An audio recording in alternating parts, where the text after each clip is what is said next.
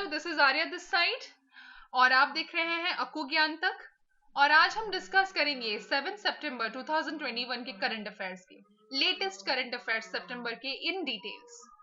इससे पहले कि मैं सेशन शुरू करूं, मैं आपको ये बता दूं कि आप इस वीडियो को लाइक, कमेंट और शेयर करें और आप इस चैनल को सब्सक्राइब जरूर करें और हमें फेसबुक, यूट्यूब, टेलीग्राम और इंस्टाग्राम इनमें से कोई भी या सारे सोशल मीडिया के प्लेटफॉर्म्स में अगर आप मौजूद हैं तो आप जरूर इन सबको फॉलो करें और हमारा टेलीग्राम चैनल अकु ज्ञान तक को ज्वाइन करना ना भूलिएगा। Thank you very much. तो चलिए शुरू करते हैं आज का हमारा ये सेशन।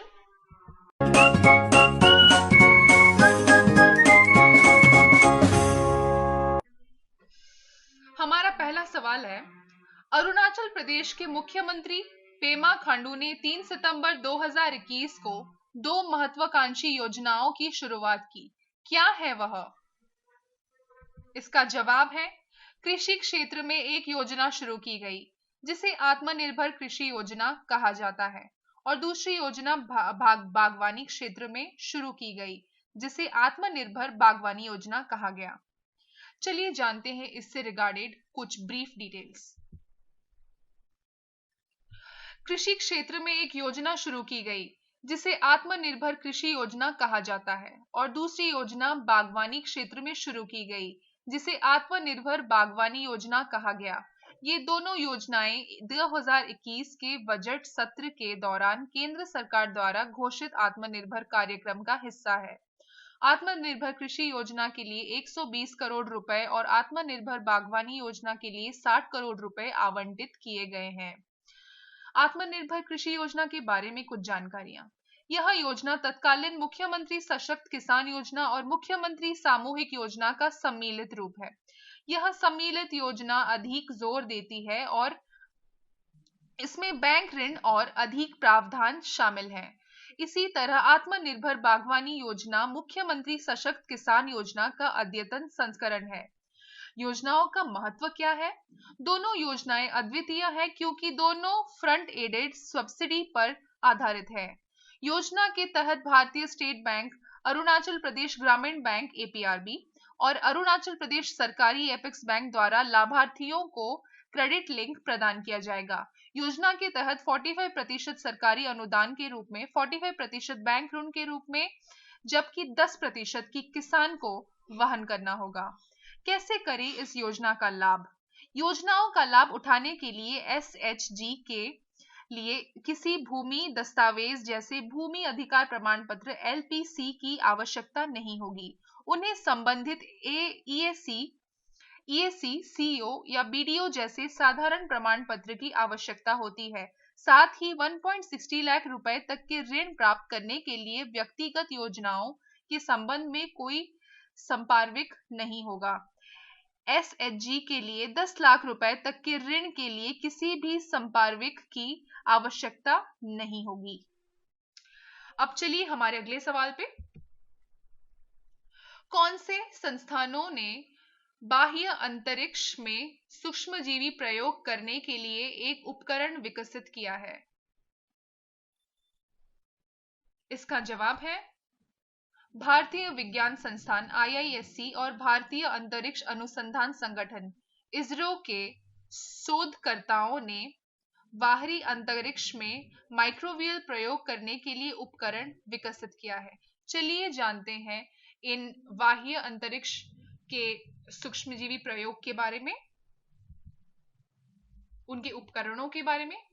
इस मॉड्यूलर स्वनिहित उपकरण का उपयोग सूक्ष्म जीवों की खेती के लिए किया जा सकता है, जो बदले में वैज्ञानिकों को बाहरी अंतरिक्ष में भी जैविक प्रयोग करने में सक्षम बनाता है। यह अध्ययन एकता एस्ट्रोनॉटिका में प्रकाशित हुआ। शोधकर्ताओं ने दिखाया कि कैसे इस उपकरण का उपयोग मानव की न्यूनतम भागीदारी के साथ कई दिनों तक स्पोरोसार्सिना पेस्टुरी नामक जीवाणु के विकास को सक्रिय और ट्रैक करने के लिए किया जा सकता है। अध्ययन का महत्व चरम वातावरण में ये रोगाणु कैसे व्यवहार करते हैं। इसकी यह समझ 2022 में लॉन्च होने वाले गगनयान जैसे मानव अंतरिक्ष मिशनों के लिए मूल्यवान अंतर्दृष्टि प्रदान करेगी। वैज्ञानिक हाल के वर्षों में लैब ऑन चिप प्लेटफॉर्म के उपयोग की खोज कर रहे हैं, जो प्रयोग करने के लिए कई इनपुट को एक एकीकृत चिप में जोड़ते हैं। हालांकि प्रयोगशाला की तुलना में बाहरी अंतरिक्ष के लिए ऐसे प्लेटफॉर्म को डिजाइन करने के लिए अन्य चुनौतियां हैं। नए डिवाइस के बारे में, नया device light emitting diode, LED और फोटो डायोड सेंसर के संयोजक का उपयोग करता है, जो ऑप्टिकल घनत्व या प्रकाश के बिखरने को मापकर बैक्टीरिया के विकास को ट्रैक करता है। यह प्रयोगशाला में प्रयुक्त स्पेक्ट्रोफोटोमीटर के समान है। इसमें विभिन्न प्रयोगों के लिए अलग-अलग डिब्बे भी शामिल हैं। प्रत्येक डिब्बे या कैसेट में एक कक्ष होता है जहां बैक्टीरिया और पोषक माध्यम को किकस्टार्ट वृद्धि के लिए मिश्रित किया जा सकता है। डेटा कैसे एकत्र किया जाता है? प्रत्येक कैसेट से डेटा अलग से एकत्र और संग्रहित किया जाता है। 3 कैसेट को सिंगल कार्ट्रिज में जोड़ा जाता है, जो 1 वाट से कम बिजली की खपत करता है। शोधकर्ताओं के अनुसार एक पूर्ण पेलोड जो एक अंतरिक्ष यान में जा सकता है, उसमें 4 ऐसे कारतूस होंगे जो 12 स्वतंत्र प्रयोगों को ले जाने में सक्षम हो। अब हमारा अगला सवाल, आयुष मंत्रालय ने 3 सितंबर 2021 को भारत भर में लगभग 45 स्थानों से एक अभियान शुरू किया। यह कौन सा अभियान है? इसका जवाब है, आयुष मंत्रालय ने 3 सितंबर 2021 को पूरे भारत में लगभग 45 स्थानों से आयुष आपके द्वार नामक अभियान शुरू किया। आइए चलते हैं जाने इस अभियान के बारे में। आयुष राज्य मंत्री द्वारा आयुष भवन से कर्मचारियों को औषधीय पौधे वितरित कर अभियान की शुरुआत की गई। लॉन्च गतिविधियों में लगभग 21 राज्य भाग ले रहे हैं, जिसमें पूरे भारत में 2 लाख से अधिक पौधे वितरित किए जाएंगे। अभियान का उद्देश्य, भारत में एक वर्ष में 75 लाख घरों में औषधीय पौधों के पौधे वितरित करने के उद्देश्य से आयुष आपके द्वार अभियान शुरू किया गया था।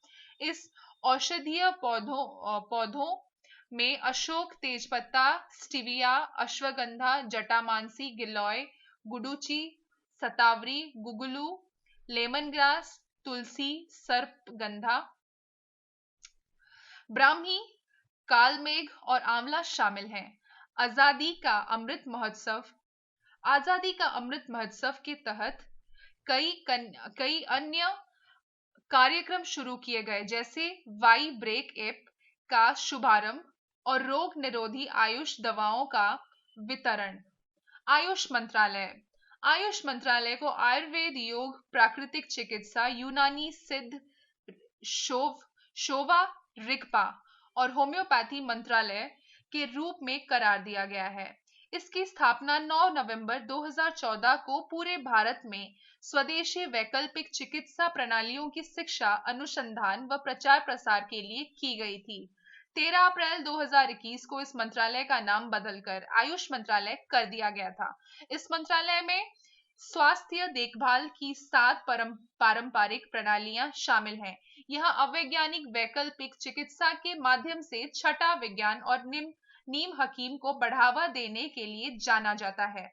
मंत्रालय का कार्य, आयुष मंत्रालय ग्रामीण आबादी पर प्राथमिक ध्यान देने के साथ विभिन्न स्वास्थ्य देखभाल कार्यक्रम चलाता है। यह आयुष्मान भारत योजना की एक अभिन्न रीढ़ है। अब तक लगभग 50,000 बच्चों को स्वस्थ बच्चे के लिए होम्योपैथी में नामांकित किया गया है। अब हमारा अगला सवाल, केंद्र 4 सितंबर 2021 को त्रिपक्षीय हस्ताक्षर करने के लिए तैयार है। यह क्या है? इसका जवाब है, केंद्र 4 सितंबर 2021 को त्रिपक्षीय कारवी शांति समझौते पर हस्ताक्षर करने के लिए तैयार है। आइए जानते हैं इस त्रिपक्षीय हस्ताक्षर के बारे में। कार्बी आंगलोग जिले के 5 विद्रोही समूहों के लगभग 1040 आतंकवादियों ने तत्कालीन मुख्यमंत्री सर्बानंद सोनोवाले की उपस्थिति में फरवरी में गुवाहाटी में एक कार्यक्रम में औपचारिक रूप से अपने हथियार डाल दिए। इस विकास ने वर्तमान भाजपा के नेतृत्व वाली सरकार की आतंकवादी मुक्त असम की छवि को और मजबूत किया है।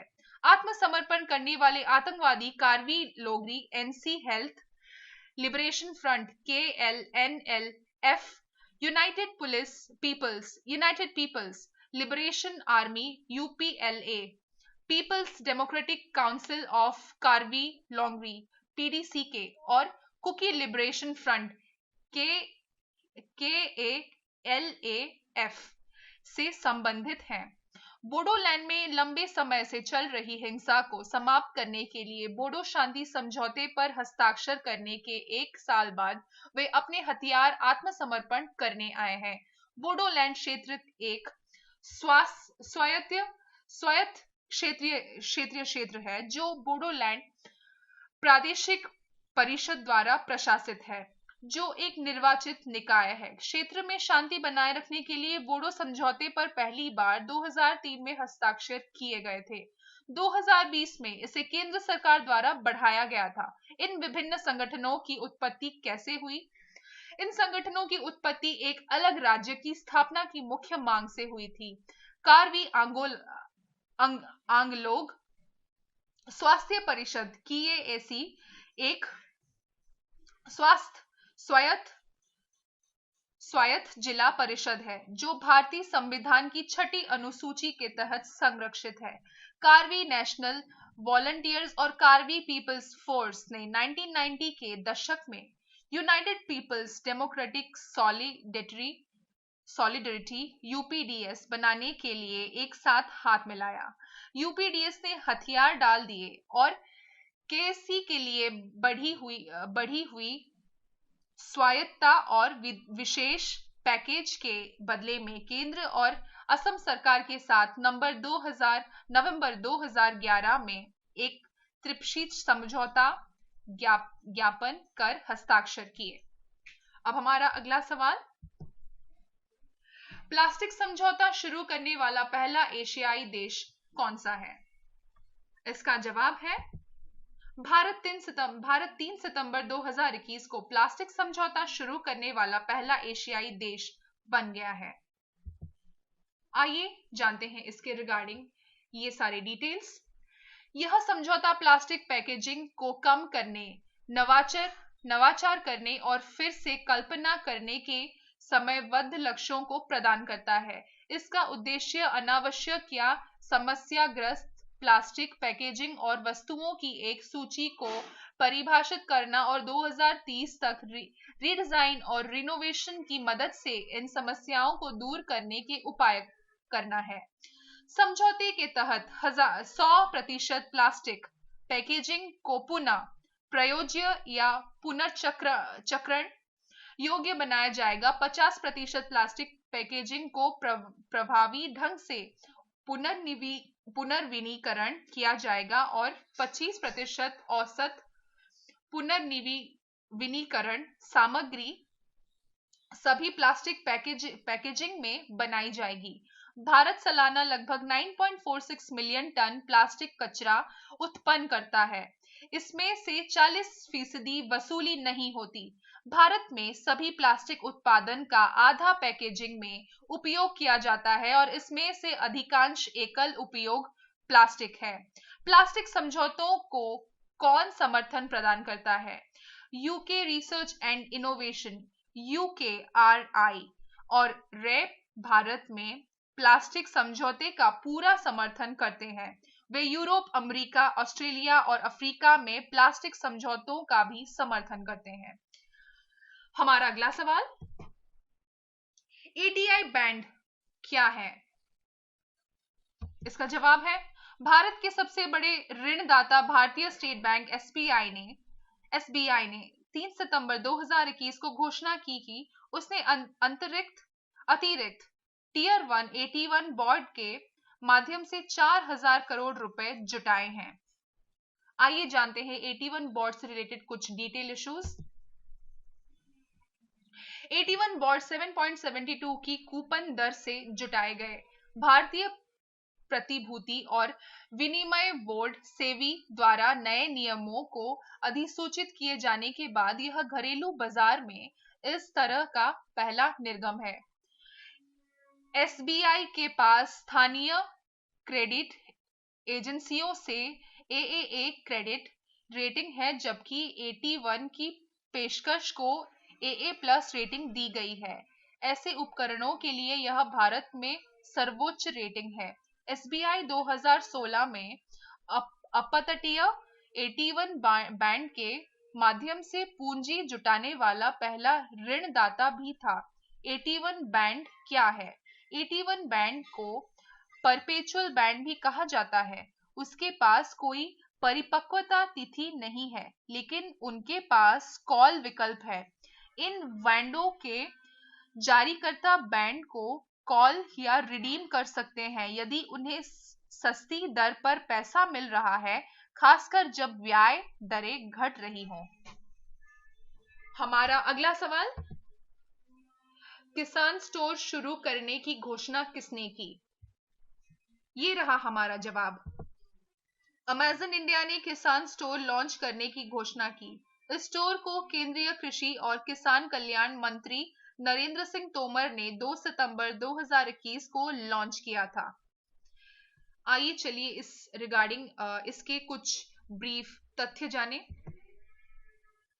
किसान स्टोर एक ऑनलाइन मंच है जो भारत के किसानों को कृषि उपकरण और सहायक उपकरण, बीज, पौधों की सुरक्षा, पोषण आदि जैसे 8000 से अधिक कृषि आदानों तक पहुंच प्राप्त करने में सक्षम बनाता है। ये उत्पाद छोटे और मध्यम व्यवसायों एसएमबी द्वारा सूचीबद्ध है। उत्पाद अमेज़न इंडिया पर प्रतिस्पर्धी कीमतों पर उपलब्ध होगी और किसानों के दरवाजे पर वितरित किए जाएंगे। इन स्टोरों में 20 से अधिक ब्रांडों के हजारों उत्पाद शामिल हैं। किसान स्टोर हिंदी, तेलुगु, कन्नड़, तमिल और मलयालम जैसे भाषाओं में उपलब्ध होगा। भुगतान का प्रकार, किसान डिजिटल भुगतान का उपयोग करके स्टोर पर सूचीबद्ध उत्पादों को खरीद सकते हैं। अमेज़न ने स्टोर मालिकों की मदद से किसानों के लिए 5000 से अधिक अमेज़न इजी स्टोर्स का नेटवर्क भी खोल रखा है। स्टोर के मालिक किसानों को स्टोर के माध्यम से ब्राउज करने और उनके पसंदीदा उत्पाद की पहचान करने में मदद करेगा। वह तब अपने अमेज़न खाते बनाने, ऑर्डर देने और खरीदने के लिए चेकआउट करने में भी मदद करेगा। अमेज़न ने किसानों के लिए अपनी कृषि विज्ञान सेवाएं भी शुरू की। यह किसानों को समय पर सलाह प्रदान करेगा और उन्हें अपनी फसलों के लिए आवश्यक कार्यों के बारे में सटीक निर्णय लेने में सक्षम बनाएगा। किसान स्टोर का उद्देश्य क्या है? अमेज़न इंडिया ने बेहतर उत्पाद के लिए मशीन लर्निंग तकनीक शुरू करने और एक मजबूत आपूर्ति श्रृंखला बुनियाद ढांचे के निर्माण के उद्देश्य से किसान स्टोर लॉन्च किया है। अब हमारा अगला सवाल, drug controller general of India DCGI ने किस स्वदेशी कोविड-19 वैक्सीन को मंजूरी दी है? इसका जवाब है, drug controller general of India DCGI ने 2 नैदानिक परीक्षणों के लिए कॉर्बीवैक्स नामक एक अन्य स्वदेशी कोविड-19 वैक्सीन उम्मीदवार को मंजूरी दी। चलिए जानते हैं इसके रिगार्डिंग कुछ सीरियस फैक्ट्स। वैक्सीन निर्माता बायोलॉजिकल ई को 5 से 18 वर्ष की आयु के बच्चों पर चरण 2 और 3 नैदानिक परीक्षण करने की स्वीकृति प्राप्त हुई। टेक्नोलॉजी विभाग DBT और biotechnology industry research assistance council VIRSC ने प्रीक्लिनिकल स्टेज से लेकर फेज 3 क्लिनिकल स्टडीज तक बायोलॉजिकल ई के कोविड 19 वैक्सीन कैंडिडेट बायोलॉजिकल ई को सपोर्ट किया है। वैक्सीन को मिशन कोविड सुरक्षा के तहत वित्तीय सहायता और राष्ट्रीय बायोफार्मा मिशन VIRSC के माध्यम से कोविड 19 रिसर्च कंसोर्टिया के तहत वित्तीय सहायता भी मिली है। हमारा अगला सवाल, लद्दाख का नया राज्य पशु और राज्य पक्षी क्या है?